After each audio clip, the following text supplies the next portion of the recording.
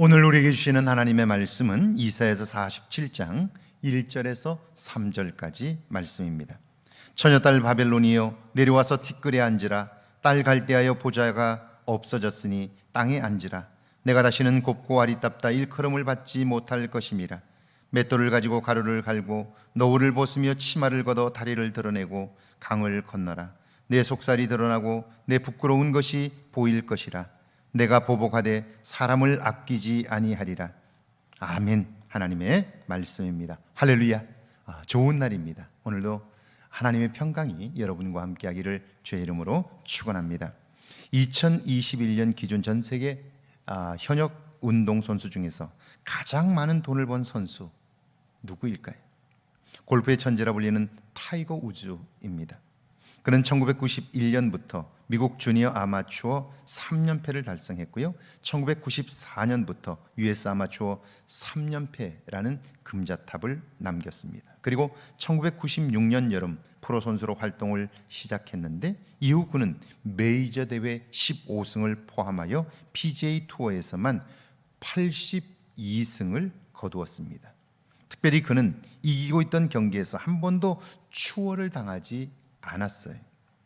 반대로 처음에는 뒤처져 있다가도 한번 힘을 내면 반드시 추월합니다. 그러니까 어떤 선수든지 이기고 있어도 그가 뒤를 추격하면 두렵다 하는 거예요.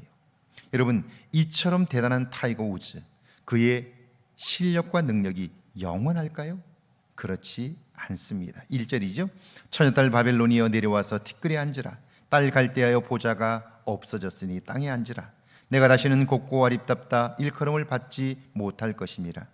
바벨론을 처녀딸이라고 한 것은요, 바벨론이 지금까지 어느 나라와 싸우든지 한 번도 진 적이 없다는 거예요. 강력한 제국인 것이죠. 그러니까 그들은 자부심이 대단해요. 그런 그들에게 하나님이 말씀합니다. 이젠 그 보좌에서 내려오라는 거예요. 땅에 꿇어 앉으라는 거예요. 다시는 그런 능력과 명성을 유지할 수 없다는 거예요. 바벨론 제국의 왕뿐 아니라 백성들은 아마도 피식 웃었을 거예요. 그런데 그 말씀을 하신 분이 하나님입니다. 2절이죠. 맷돌을 가지고 가루를 갈고 너울을 벗으며 치마를 걷어 다리를 드러내고 강을 건너라. 맷돌을 잡고 밀을 갈게 될 것이라는 거예요. 무슨 말입니까? 굶주리게 된다는 거죠. 너울을 벗으며 치마를 걷어 다리를 드러내고 강을 건너라. 상상해 보세요. 치마를 걷고 강을 건널 때 공격을 당하면 죽는 거예요. 방어 한번 해보지 못하고 끝나는 거예요. 약점이 드러나고 멸망을 당하게 되고 부끄러움과 수치를 당하게 될 것이다, 그런 이야기죠. 여러분, 하나님이 왜 이런 말씀을 하시는 걸까요? 포로로 끌려가 노예 생활을 하는 그들이 하나님이 돌아오게 하신다고 해도 믿질 못해요. 왜요? 바벨론이 워낙 강력하기 때문이죠. 그러니까 그런 일은 일어나지 않는다는 거예요. 그리고 바벨론 자신들도 자기들의 힘과 능력을 의지하고 있죠. 그래서 하나님이 이런 말씀을 하고 있는 거예요. 3절입니다. 내 속살이 드러나고 내 부끄러운 것이 보일 것이라. 내가 보복하되 사람을 아끼지 아니하리라.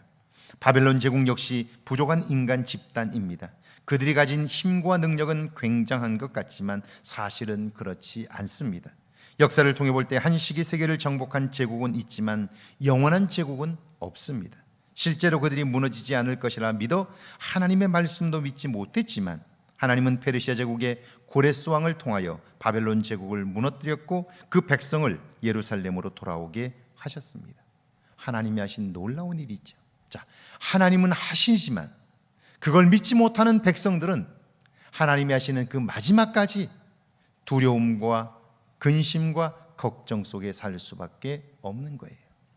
제가 처음 영어를 배우고 암기했던 그 속담이, 서양 속담이 Rome was not built in a day.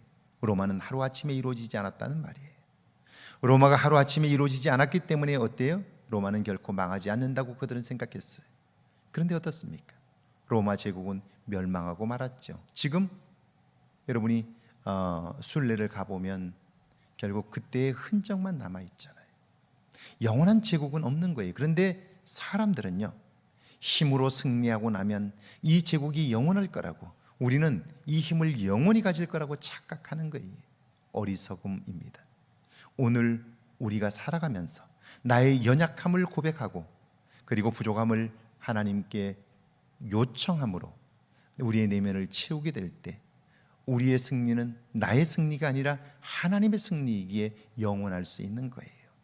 사도 바울이 패배한 자 같으나 오늘 이곳에서까지 그렇게 그의 이름이 여러분 선포되는 것은 그의 삶이 하나님의 승리를 이루었기 때문이죠. 오늘 하루 하나님의 승리가 여러분에게 있기를 주의 이름으로 축원합니다. 함께 기도합니다. 나의 연약함을 인정하고 하나님의 도움을 구하게 하옵소서. 하나님의 말씀을 온전히 믿는 믿음이 내 안에 있게 해달라고요. 함께 기도합니다.